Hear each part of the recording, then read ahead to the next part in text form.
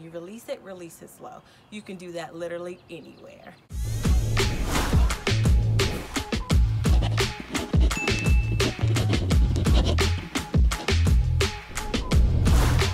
Hey guys, and welcome back to my channel. It's your girl Brittany Collins, aka Naturally Britty, and I'm here with part 2 on how I got my abs after having 3 kids.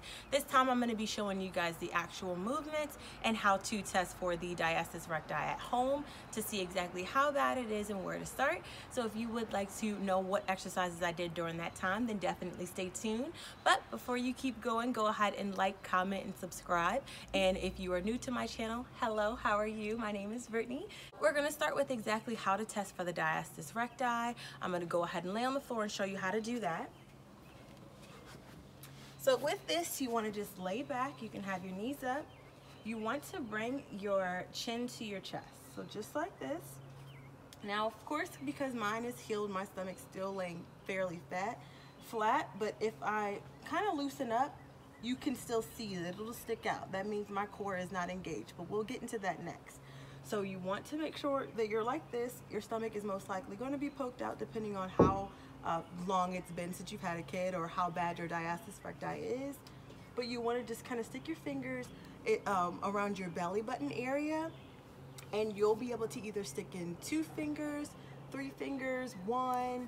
It really just depends on how bad it is for you.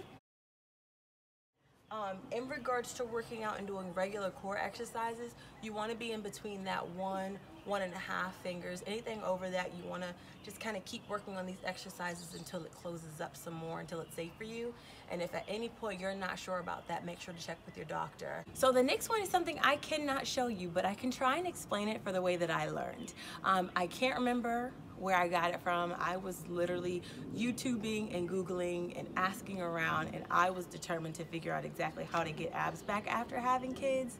But the way that it was like really drawn into my head was that you do a Kegel, which I'm sure everybody knows what a Kegel is, but it's when you squeeze those muscles down there. Instead of just squeezing it tight though, you want to not over squeeze. You want to squeeze and hold it for about 10 seconds, but you not only want to squeeze, you want to squeeze and zip up like a zipper. I did mention that in my last video, so it is something that you cannot see me doing, but I am doing it right now. Literally squeeze in and then pretend like you are zipping up, zip up. It is a feeling, it is a mind connection, and once you do it right, you will know. Keep doing that, hold it for like 10 seconds, and when you release it slow. You can do that literally anywhere. The next one is going to be vacuums. It's also kind of a part of pelvic tilts.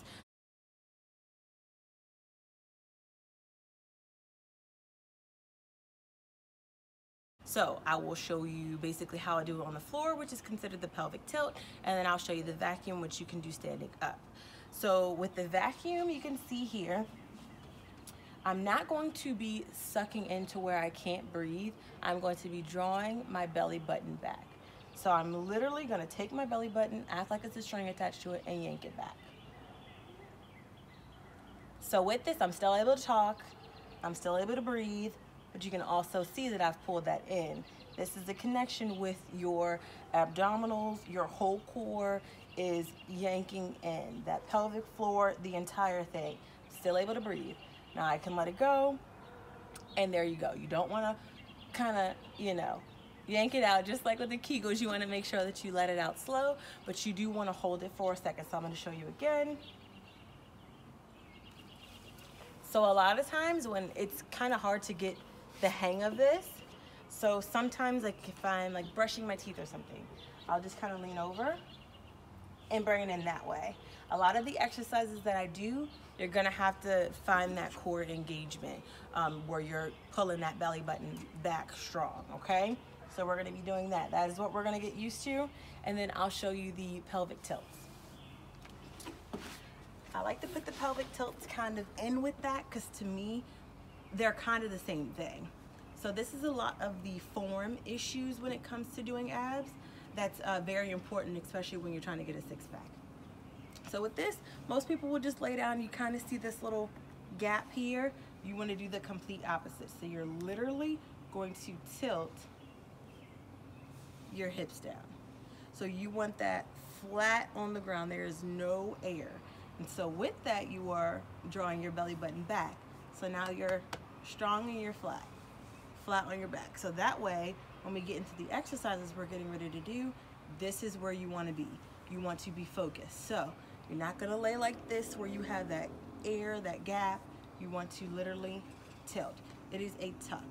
You tuck your butt under, you almost round your back, and you draw that belly button back into the floor, and there you go.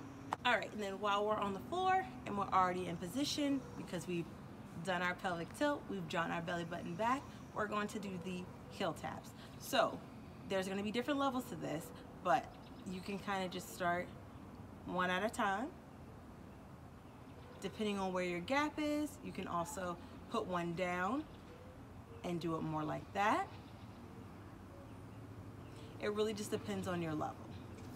There's ways you can do it with one leg. The main thing is you want to keep that core engaged. I don't know if it's easy to tell because of the type of pants that I have on, but if I wasn't engaged, my stomach's out. It's bulgy, not really doing very much. You want to make sure that that's tucked in because we want to keep it tight. Another way that you can also do more of the vacuums, or when you're drawing that belly button back, you want to start here. I think they call it, I don't know, like a cat round back or something. But you can do it like this, and then you go slow, like this. I didn't do those, but just an added bonus. I actually did these instead. So I just went really slow, and literally it's just hold it, your core is straight, your core is tight.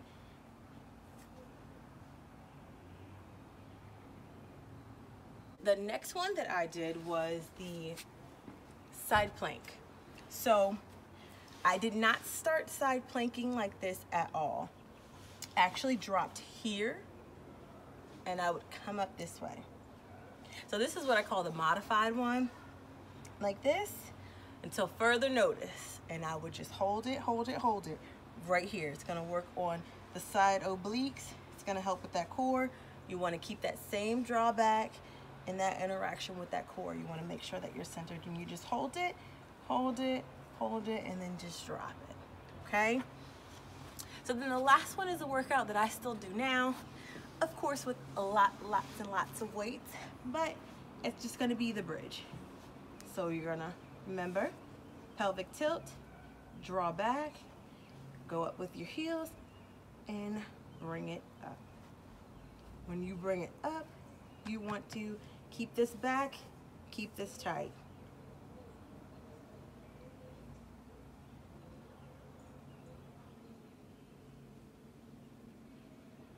Alright, so that is all for this video. I hope that was helpful to you guys, and that you were able to actually get something from it in regards to adding from part 1 to part 2 to put it together to go ahead and help you with getting that foundation strong for you to have a six-pack in the future.